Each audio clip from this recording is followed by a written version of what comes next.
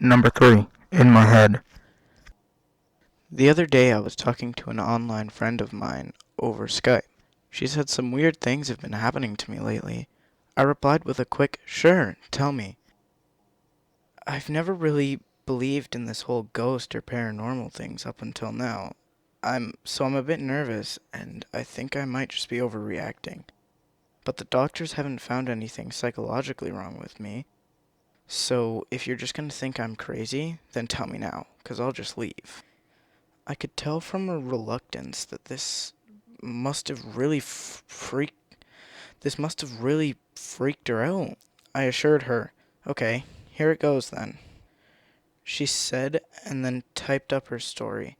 It began a few weeks ago after I read some ridiculous chain letter that I didn't forward. I didn't think anything of it because, like I said, I didn't believe in that kind of stuff, and the chain letter was something about creatures wearing human skin that blend in with humans. I don't know. I don't really think it's related, but it started after I deleted it. It first started at the market while I was in line. I noticed that the beggar was staring at me. He smiled a bit too uncomfortably at me, like he wasn't using his muscles to smile, more like someone took two fingers to his cheeks and pulled them upwards to draw the corner of his lips into a smile. I know, that sounds way stupid, doesn't it? Anyways, I smiled politely at him and took my groceries from the end of the bell. When he finished bagging them, I freed up a hand and I thanked him for his service. And that's when it happened. His lips moved, and he said in a deep voice, You're welcome, miss. I stood in complete shock for a moment. I figured I must have just been exhausted, 'cause there's no way that just happened. The next day I walked down the street. The air was chill and cold. I was enjoying all the smells and sensations of the upcoming fall. That's when it happened again. I saw a woman staring at me.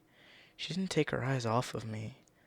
She had that same eerie smile. It was uncomfortable. As she got closer, she parted her lips and spoke to me. "Nice weather we have today, isn't it, miss?"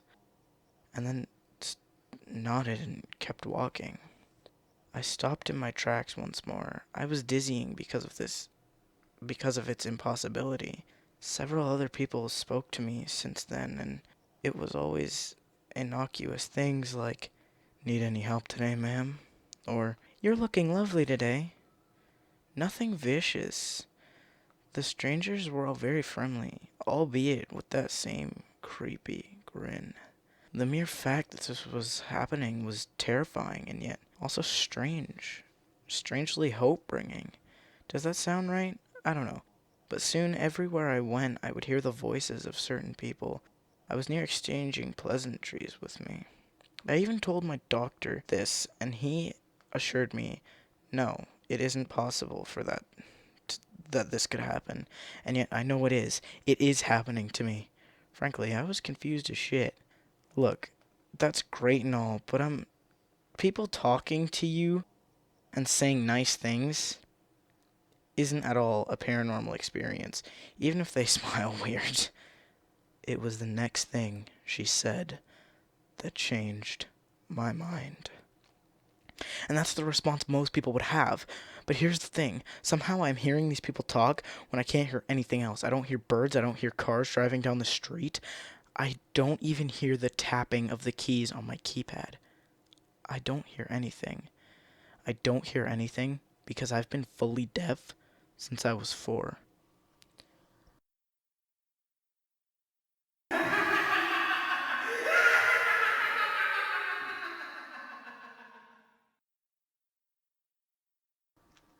Number 2. Safe neighborhood. I was around 16 or 17 when this took place, so this was roughly 7 years ago. To begin with, we live in a small town where not much happens, and everyone knows your name. We lived in an okay neighborhood. To be honest, the houses weren't the prettiest, but no crimes had ever occurred there. One night, I couldn't sleep, and whenever that happened, I would typically go down to the living room and watch TV or iron clothes to keep myself busy. That night was no different. It was about 2 in the morning, and I was in the middle of ironing a pile of clothes of about 30 when someone knocked at the door. As I went to go see who it was, I almost opened the door without checking, but something told me to turn on the porch light.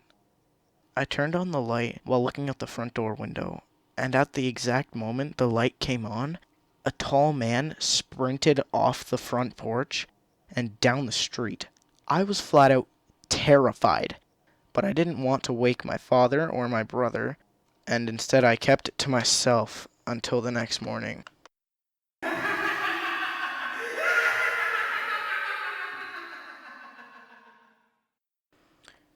Number 1. Home invasion.